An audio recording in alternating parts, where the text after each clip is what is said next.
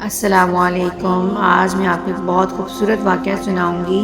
یہ واقعہ ہے حضرت عیسیٰ علیہ السلام کا اور ایک شخص کا۔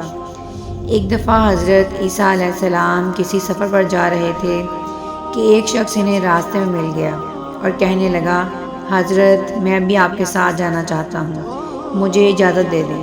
حضرت عیسیٰ علیہ السلام نے کہا، چلو ٹھیک ہے۔ آپ نے اسے بھی اجازت دے دی۔ دونوں نے سفر شروع کیا۔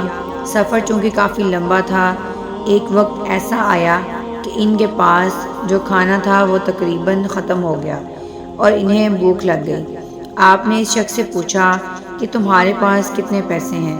وہ شخص کہنے لگا، حضرت میرے پاس 2 درہم ہیں۔ آپ نے کہا، میرے پاس 1 درہم ہے، یہ لو اور ساتھ والے گاؤں سے جا کر روٹیاں لے آؤ۔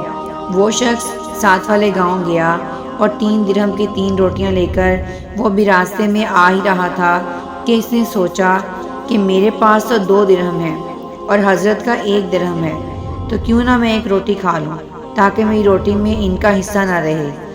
اس شخص نے راستے میں ہی ایک روٹی کھا لی اور آپ علیہ السلام کے پاس پہنچا۔ آپ نے اس سے پوچھا کہ کتنی روٹیاں آئی ہیں؟ تو اس شخص نے کہا، حضرت 2 روٹیاں آئی ہیں۔ حالانکہ آپ اللہ کے نبی تھے، آپ سمجھ گئے، لیکن آپ نے کہا کہ چلو ٹھیک ہے۔ انہوں نے وہ 2 روٹیاں کھائیں اور سفر شروع کر دیا۔ تو راستے میں ایک دریا آیا۔ دریا پر نہ کوئی کشتی تھی اور نہ ہی کوئی پل تھا۔ وہ شخص کہنے لگا، حضرت اب کیسے سفر کریں گے؟ یہاں نہ تو کوئی کشتی ہے اور نہ ہی کوئی پل ہے۔ آپ علیہ السلام نے کہا، کوئی بات نہیں، اللہ ہمارے ساتھ ہے۔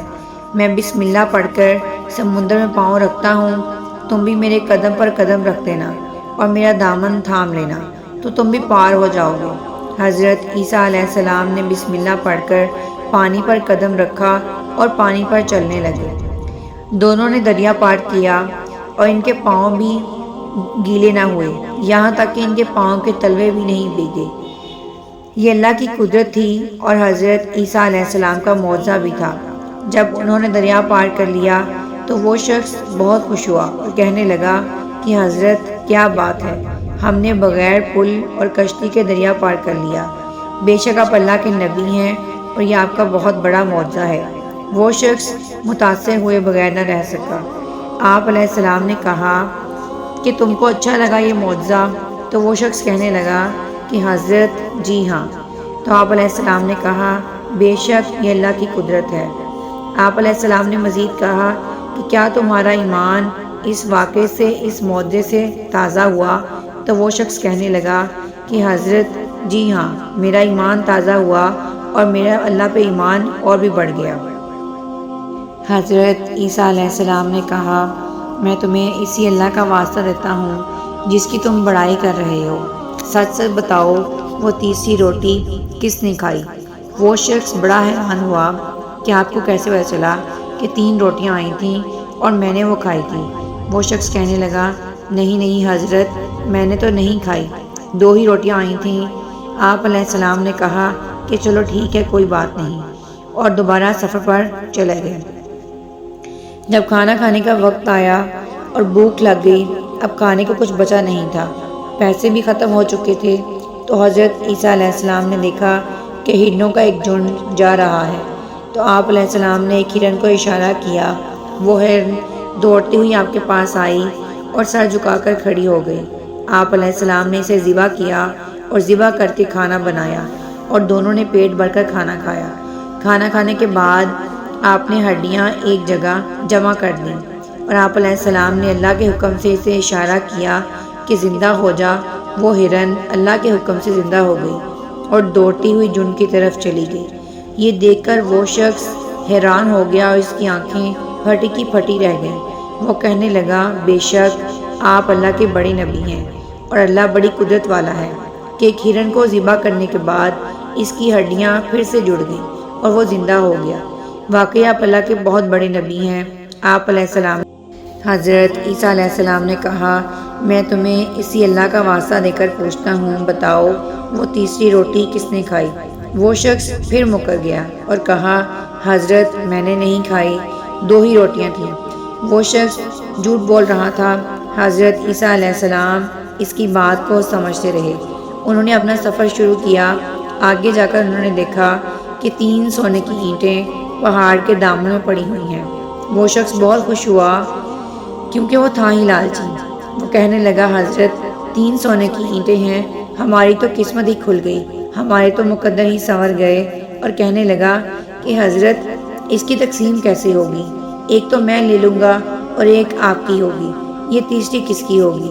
تو حضرت عیسیٰ علیہ السلام نے کہا، یہ تیسری سونے کی اینٹ اس کی ہے جس نے وہ تیسری روٹی کھائی تھی۔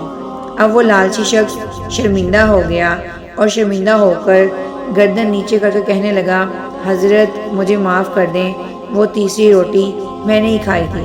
آپ علیہ السلام سمجھ گئے کہ کتنا لالچی شخص ہے۔ وہ شخص اللہ کی قدرت دیکھتا رہا مگر جھوٹ بولتا رہا۔ حضرت عیسیٰ علیہ السلام اس کے رویے سے بہت ناراض ہوئے اور اسے وہیں چھوڑ کر وہاں سے چلے گئے۔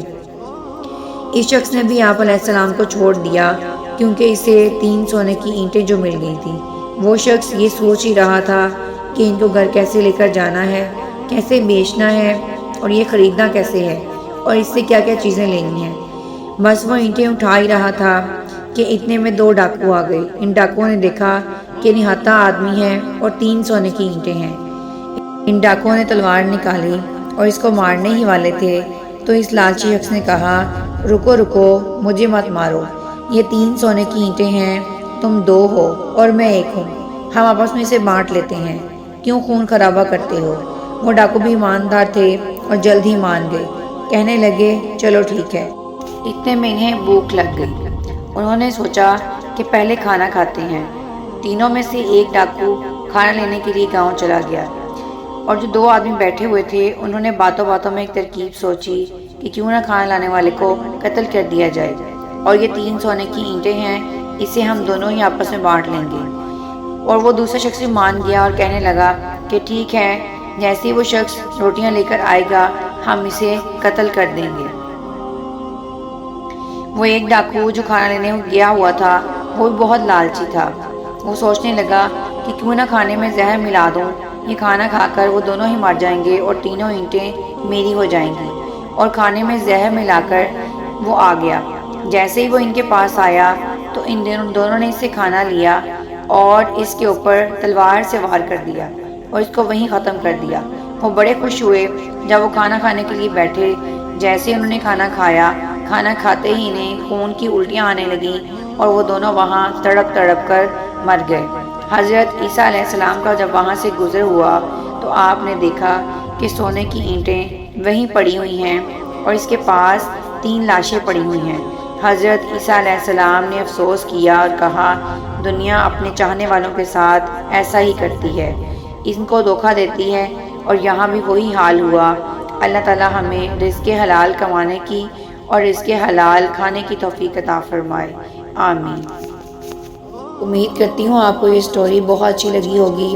خوش رہیں، دعاؤں میں یاد رکھیں اور دوسروں کے لیے آسانیاں پیدا کریں۔ اللہ حافظ۔